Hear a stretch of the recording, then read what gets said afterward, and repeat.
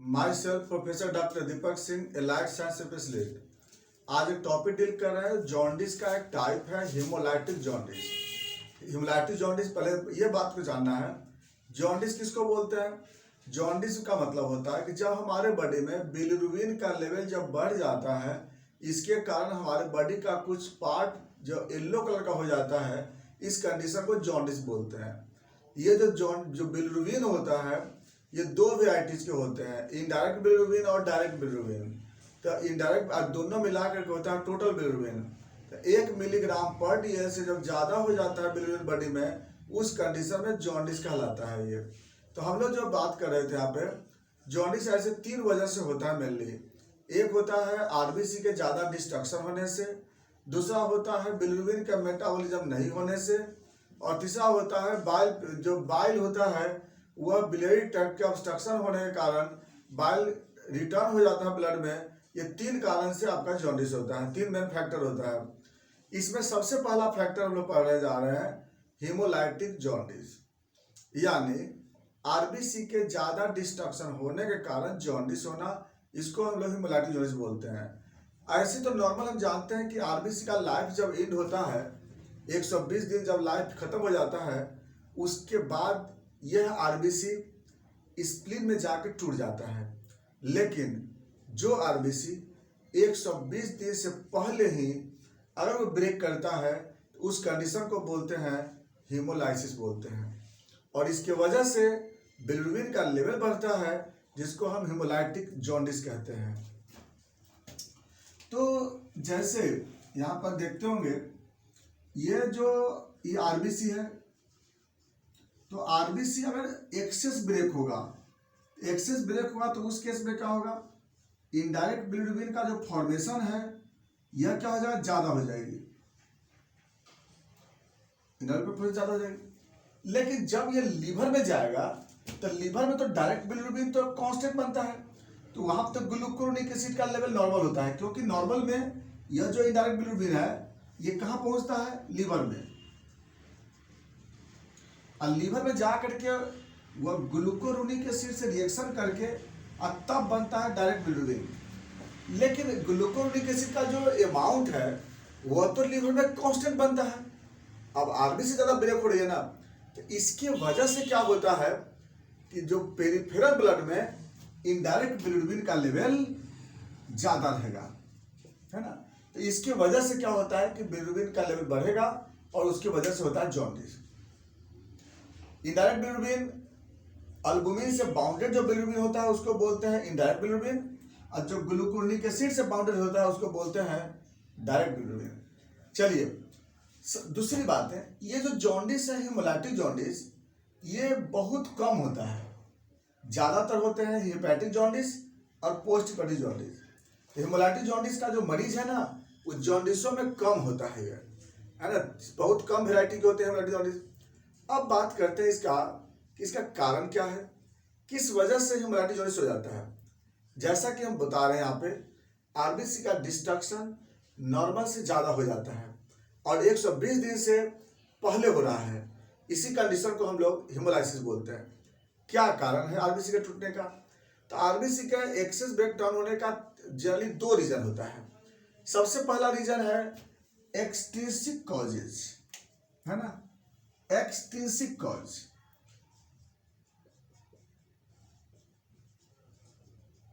यानी RBC circulation में move कर रहा है, सर्कुलेशन में आरबीसी मूव कर रहा है, कोई ना कोई ऐसा फैक्टर है जो ये बाहर से एक्सपोज करके इसको तोड़ दे रहा है। क्या फैक्टर होगा? या तो ब्लड सर्कुलेशन बहुत फास्ट होगा, या तो बर्न की केस होगा, या मलेरिया है। प्लाज्मोडियम आरबीसी को तोड़ता है ना, आरबीसी के अंदर इंटर करके।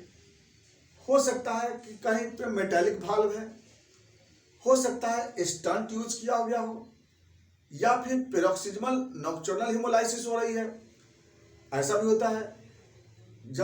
हो सकता है कि जो ब्लड वेसल्स है वह हाइपर एक्टिव हो चुका है, हाइपर स्प्लेनिज्म है। इस सब केस में क्या होता है, ये सब बाहरी फैक्टर है, इस सब की वजह से आरबीसी ज़्यादा ब्रेक होता है। कुछ कॉज ऐसे जैसे RH एंटीबॉडी के बनने के कारण भी आरबीसी ज्यादा ब्रेक होता है। ड्रग्स एलर्जी, कुछ ऐसे ड्रग्स है जो आरबीसी को ब्रेक करता है। तो ये जितने भी कॉज देख रहे हैं ये सब एक्सटेंसिव कॉज है, ये बाहरी कॉज है। सर्कुलेशन में कोई ना कोई ऐसे पैरासाइटिक इन्फेक्शन, बैक्टीरियल इन्फेक्शन, कोई इंजुरी, कोई ट्रॉमेटिक कंडीशन, किसी भी कारण से आरबीसी ब्रेक हो रही है। दूसरा आता है इंट्रिंसिक फैक्टर।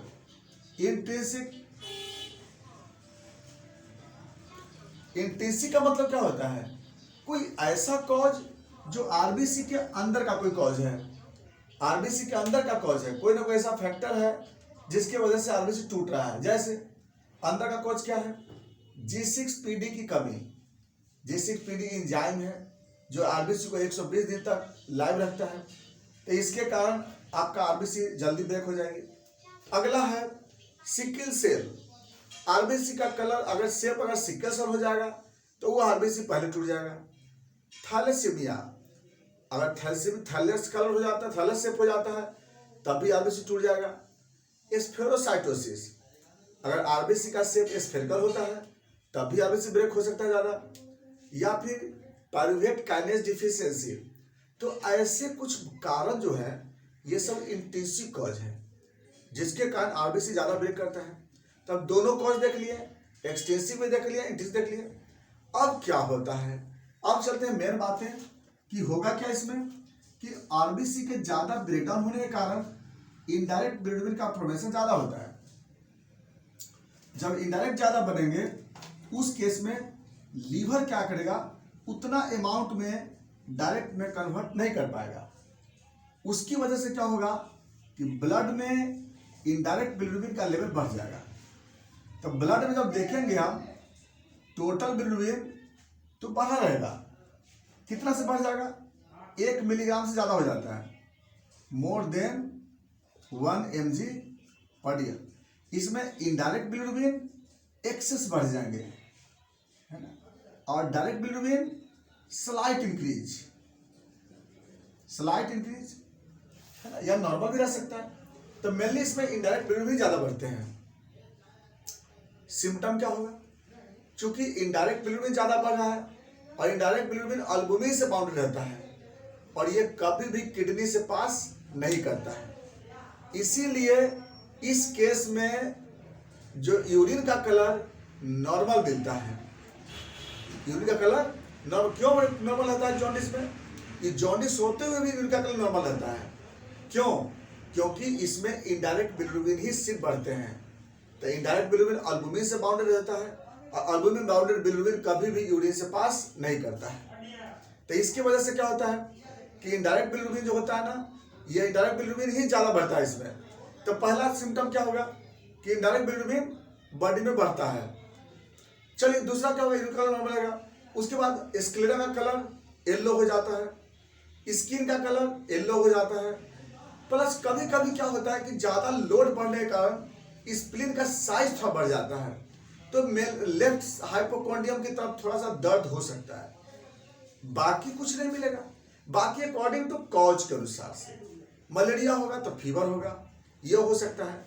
और ज़्यादा आरबीसी ब्रेकडाउन होने के कारण हीमोक्रोमेटोसिस हो सकता है।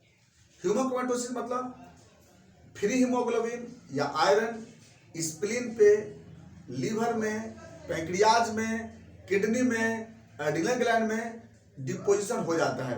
तो इसको हम लोग बोलते हैं हीमोक्रोमेटोसिस बोलते हैं। ऐसा कॉज हो सकता है। बात करते हैं इन्वेस्टिगेशन पे। इन हेमोलाइटिक जॉन्डिस को पता लगाने के लिए क्या करेंगे? तो इसके लिए हम लोग पहले लिखते हैं सीरम बिलिरुबिन। तो सीरम बिलिरुबिन जब देखेंगे तो उसमें क्या रहेगा? बढ़ा रहेगा। और सीरम बिलिरुबिन क्या बढ़ेगा ज़्यादा? इनडायरेक्ट बिलिरुबिन ज़्यादा बढ़ेंगे। Indirect bilirubin excess increase. जैसे एग्जांपल बात करते हैं, अगर किसी पेशेंट का टोटल बिलिरुबिन अगर 5 आ रहा है, 5 mg/dl टोटल बिलिरुबिन, तो उसका इनडायरेक्ट बिलिरुबिन कितना मिलेगा? लगभग 4.2 mg/dl।